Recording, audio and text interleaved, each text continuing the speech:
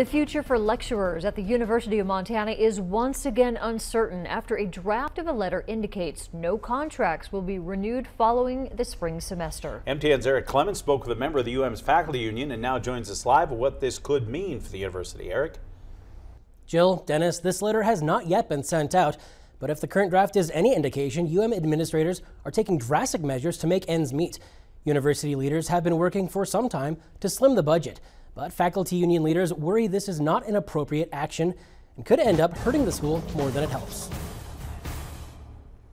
The current draft of a letter from University of Montana administrators indicates that the school is preparing to eliminate wholesale the position of lecturer from the school as it currently exists. Instead, the school would hire adjuncts to fill the role. The decision could impact as many as 35 lecturers. This would allow the school more flexibility in hiring, as year-long contracts would no longer exist, and teachers would be hired on a class-by-class basis. UM Faculty Union spokesperson Lee Banville worries this could drive away quality professors. I think what it means is if you're a good one, you're going to leave. And really, when you look at who these people are, you know, the people like Gary Kerr, or Robert Stubblefield, or Josh Slotnick from the Pease Farm, these are like institutions within the institution, and they are like part of the reason a lot of kids come here. So the experience of undergrads is going to be really damaged by this.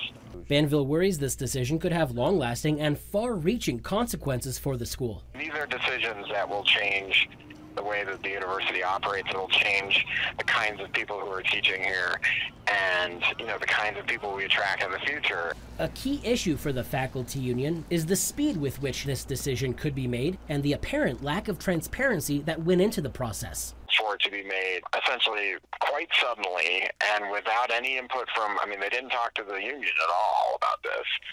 You know, it just seems like we're back to where we were, you know, 5 months ago, where I thought maybe we were going to actually have more of a working together thing, but that appears not to be the case. Now again, this letter has not yet been sent out, and as a draft it could change before it is sent out. Banville expects something substantial to happen by early next week at the latest.